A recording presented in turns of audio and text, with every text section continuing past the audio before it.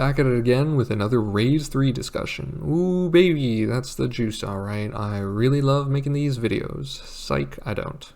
Okay, so seriously, they made a news post and it summarizes the Halloween Q&A. I used to watch these a few years ago, but I don't really do it anymore, so I'm actually really glad that they get these out. Jagex feels the most out of touch that it's ever been with the community right now, so some form of communication is good, but having all their biggest news come from QA posts is not the best way to do it.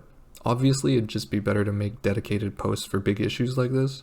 That way you're not limited to only talking about the Fang for like 10 minutes before you start cutting into time on some other topics that you want to talk about. Keep in mind, these are scheduled segments that are run on livestream. I think addressing criticism from big and controversial topics deserves its own dedicated post, where mods can go as in-depth as they like. Not to mention, people are just so much more likely to click on a post called Discussion about Fang Changes than they are to click on QA Summary number 143. I mean, if I'm honest, I didn't even know this QA talked about the Fang until I saw it on Twitter.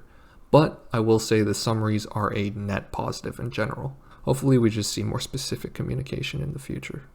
But today they've talked about a series of things.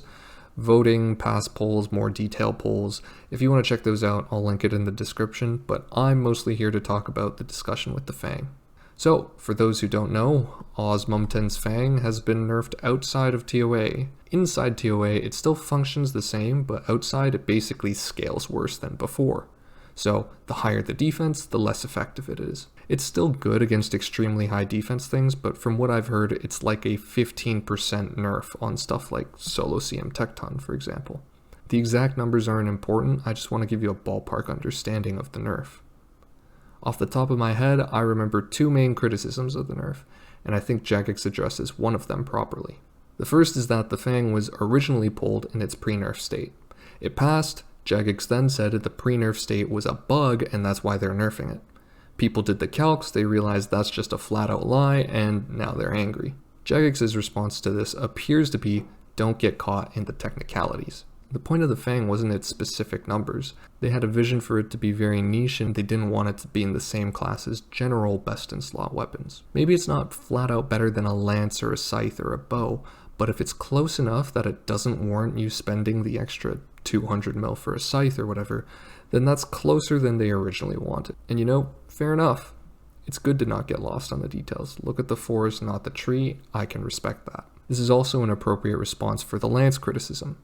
Basically, someone on Reddit didn't know how to use a DPS calc and made a giant post about how the lance was worse than the Fang on Olm and a bunch of other dragons.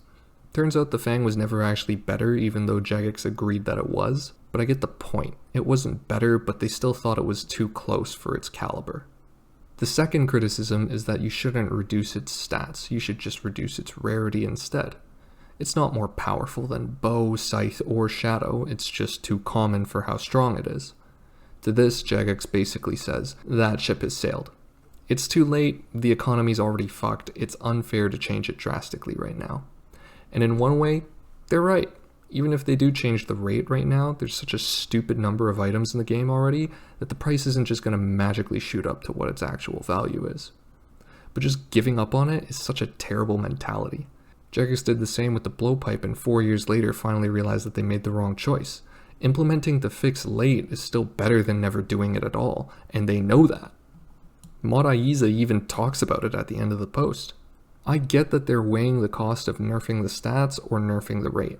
But the way I see it, the stats aren't the problem because unlike the blowpipe, people only realized it was overpowered when they saw the price. You see, I knew the blowpipe was overpowered because I was out DPSing at Bandos with steel darts. I knew the twisted bow pre-nerf was overpowered because people were hitting 86s on Bandos and 3 hitting Sarah all the time. You didn't have to look at the price before you knew these items were too powerful. I paid 300 mil for my Fang and I didn't think it was disgusting. I saw people pay 150 for it and they thought it was fine. The only reason you think it's overpowered is because in 6 months it's going to be 50 mil. If you have to look at the price of something before you think it's strong, the stats are not the problem, it's the rarity. Not to mention the rarity is still a persisting problem anyway. At its current rate, 6 months before it hits 50 mil is being generous. It's still a very good weapon and it's still too common. What are you going to do in a year when it hits 40 mil? Nerf the stats to match its price again? But that pretty much covers what they said as a response to criticism about the Fang nerf. Here's some of the underlying problems with just what they've said in general. A big notion they've talked about is how the Fang needs to be nerfed because it's reducing the use of other items. But does this nerf even solve that problem in the first place? The places the Fang was best at before the nerf are still the places it's best at after the nerf. I still take the Fang at TOA, still take it at Next, still take it at Solo CM, Callisto. It's still faster than chickening Corp if you're an Iron Man. I'm still gonna use my whip for Slayer. It's not like any of those items that were replaced by the Fang are now suddenly useful again just because you nerfed it. So I don't understand why they're using that as reasoning to justify the nerf. Something else that they said was very troubling to me is their look at the Lightbearer as one of the least useful and lower end items from the raid. It's lower end, it's not that strong, it's a filler item with a few uses. I think this shows a real lack of foresight and understanding of their own items, and it makes them feel really out of touch with the game, as if they don't even know why their own rewards are good. When they originally brought up the concept of a spec ring years ago, I remember people thought it was going to be a high-end item. We're talking like claws from Chambers of Zarek. And I remember when they said it was coming from entry mode with the Fang, everyone was like, that's fucking weird, why's the ring there? It's one of the most useful items to come out of the raid, probably more useful than any single piece of Misori, and yet it feels like Jagex doesn't even understand which of their items are useful. It's really strong where it's used, and it's used in a lot of places. All the best moneymakers, TOA, Nex, low scale top, regular chambers, CM chambers, Inferno, skilling, alting, PKing, you name it. The fact that they thought it was going to be a low tier and relatively undesirable item compared to everything else is just a little bit troubling on their judgment, but hopefully that's just an odd mishap. I remember on the first week of release, tons of people said things are just too powerful and too common for how easy the raid was. I even made a video talking about multiple issues, one of which they're acknowledging right now, which is that TOA just ruined the line of progression for a lot of players. Why do God Wars if I can TOA? Why do Chambers or Tob if I can TOA? Why do any other boss that's not as good money or drops if I can comfortably do TOA as my first piece of PVM content? They realize that it's not a good idea to have 5 of their 7 extremely high-end useful items be under 150 mil within 2 months of release. That's just not a feasible way to keep your raid alive long term. The thing I don't understand is why they waited so long before they took any action. Their whole reasoning for why they can't nerf the Fang's rarity is because it's too late. That's already a shit reason, but they were also warned about this before it was too late. They had thousands of people telling them that it was literally too common on week 1. And don't get me wrong, they had thousands tell them the opposite too. In that case, what does a sensible person do? Do you just ignore one side because you don't like them? No, of course not. You pay attention to what they're both saying, and then you use your brain, you come to your own conclusions. This outcome wasn't hard to foresee.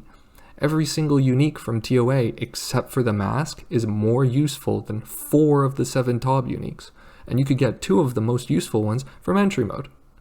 In 2 weeks, there was like 1 million normal completions and 250,000 entry modes. Everyone who looked at the numbers could tell these really strong items were gonna crash to these prices. It wasn't that hard to see that TOA was interrupting some level of progression. And you know what? Whatever. They did it, people got over it, no use crying over spilt milk, right? But now they come back and use the exact same reasoning to justify this nerf. It's like, well, we warned you 2 months ago before the ship sailed.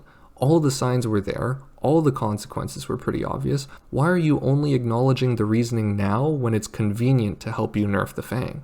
I don't like being the person crying over spilt milk. There's nothing for me to gain even if Jagex acknowledges that they reacted 2 whole months late. But it's unsettling knowing that even with all the signs in front of them, thousands of players telling them, and all the necessary info available to them, it took them 2 months to reach the same conclusion that we came to on week 1.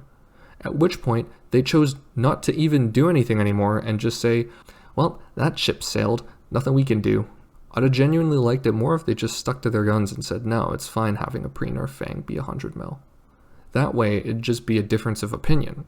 But the fact that they backtracked on it and came to the same conclusion that we did 2 months later just makes it sound like they covered their ears to any criticism and only wanted to listen to Reddit cheering them on because Reddit was finally making some endgame GP per hour. It showed an extreme lack of judgment, and I don't know, I hope it doesn't happen again. I hope that they acknowledge it and try to avoid this in the future, but seeing as how they rarely respond to anything, I can only hope. Oh, but on a good note, they actually did fix the servers. UK worlds are really good, and thank God. I think there's a German server maintenance coming soon. Hopefully America comes after that. But the servers are doing crisp. Thank you, Jagex, for at least doing that. That sums up the Fang discussion, though. It went a little long at the end, but I really do hope they keep this in mind next time, because it's just better to fix things as soon as possible rather than waiting 2 months and then finding out that your ship has sailed anyway.